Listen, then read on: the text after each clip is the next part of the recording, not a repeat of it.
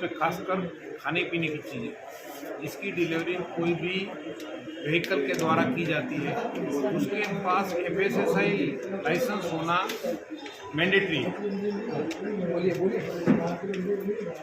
है, लेकिन इस कानून का बिल्कुल पालन नहीं किया जाता है, जिससे देश के लोगों के स्वास्थ्य पे इसका परिणाम हो रहा है। क्योंकि कहाँ से चीज़ लाई जाती है और कैसी कंडीशन में लाई जाती है, इसकी कोई भी गारंटी नहीं होती है।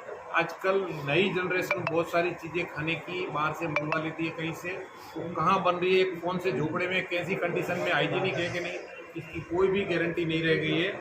इसके लिए हमने सरकार को कहा है कि यदि कोई भी एक जो FBO है वो अपने यहाँ लाइसेंस लेना उसको आवश्यक है। इसी तरह उसके कानून के तहत आपके जितने भी डिलीवरी व्हीकल है उसको भी FSSAI कानून की बाध्यता होनी चाहिए। इसमें आपने कहा जो सर्वे हुए लोग हैं हॉकर्स के, उनके आपने लाइसेंस रुकवाए, उसका कारण बताइए सर।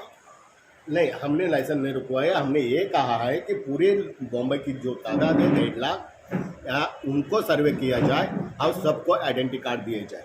सुबह ही वडाला में जो स्ट्रीट वेंडर था उस पर जो बॉम्बे म्यूनसिपल ने कार्रवाई की, तो हमने कहा कि ये कार्रवाई गलत है, क्योंकि PM स्वनिधि के अंदर उसने लोन लिया हुआ है, तो PM स्वनिधि के अंदर उसको वेंडिंग सर्टिफिकेट आता है, तो उसका वो आधार बनता है, उस आधार पर उसे छोड़ना चाहिए।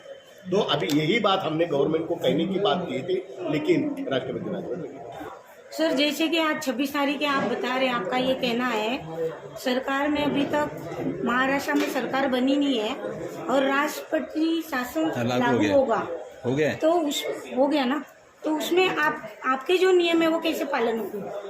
ये देखिए, पूरे पुराने नियम जो है उसी तहत हम काम करेंगे, लेकिन अभी राज्यपाल महोदय को हम लेटर लिखेंगे कि अभी जब तक सरकार स्थापित नहीं हो जाती है तब तक हमें नए रास्ते से हटा या उजड़ी करेंगे।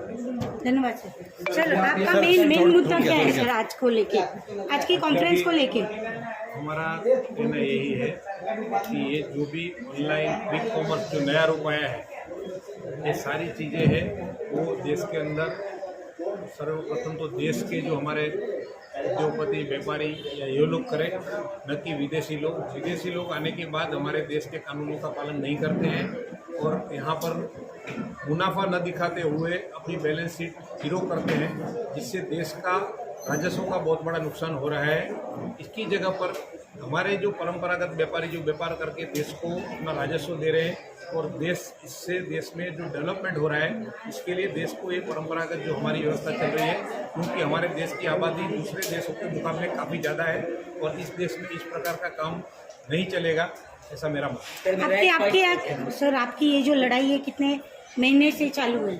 ये हम पिछले 5 सालों से लड़ाई लड़ रहे हैं और लगातार हमने कॉम्पिटिशन कमीशन ऑफ इंडिया, हाईकोर्टों में भी इसके खिलाफ हमने हमारी लड़ाई छेड़ी हुई है और सरकार अब ये चीज़ों पर खुद समझ चुकी है और आने वाले दिनों में अभी जैसे ED की इनके ऊपर कार्रवाई चल रही है और दूसरी एजेंसियों के मार्फत भी इनकी कार्रवाई होगी और पूरा सब उजागर होगा। इसके बाद सरकार अपने आप इनको युवा है उनको एक्सप्लॉइट किया जा रहा है, स्पेशली अमेजोन के थ्रू।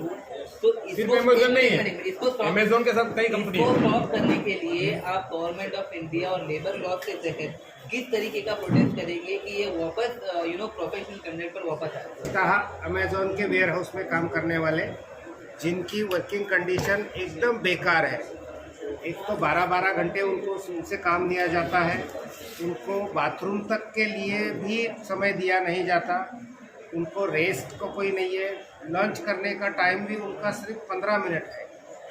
वो पिछले साल 6 महीने पहले पूरे दुनिया के मीडिया में आया था कि अमेजॉन वेयर हाउस के जो वर्कर्स हैं वो टॉयलेट में सो रहे, यानी उनको 5 मिनट की झपकी लेने के लिए भी अमेजॉन वेयर हाउस में छूट नहीं है और पूरा 12 घंटे उनको कंटिन्यू खड़े रहकर काम करना है। सारा जो वहाँ वर्किंग होता है वो बाउंडेड लेबर की तरह वर्किंग होता है। एक बार अंदर आ गए तो कोई छूट नहीं और कोई गया नहीं मया नहीं, और उनके लिए कोई PF नहीं, ESI नहीं, कोई मिनिमम वेजेस नहीं है, उनकी डिनर की, लंच की कोई व्यवस्था नहीं है।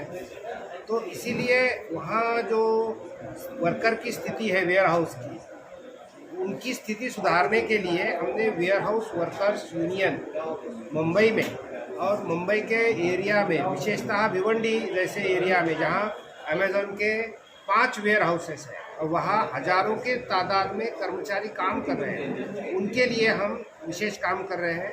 और इस 29 को दिल्ली जंतर मंतर से लेकर सभी राज्यों के राजधानियों में ये आंदोलन हो रहा है और ये पूरे दुनिया में हो रहा है। अमेरिका हो, ऑस्ट्रेलिया हो, अफ्रीका हो, फ्रांस हो, जर्मनी हो, सभी देशों में 29 को ब्लैक फ्राइडे मना रहे हैं। और अमेज़न जैसी कंपनियों के विरोध में उनके जो वेयर हाउस में काम करने वाले वर्कर्स हैं उनको भारतीय कानूनों के तहत सभी सुविधा मिले, इसके लिए हम warehouse workers union, Amazon India workers union के माध्यम से कार्य कर रहे हैं।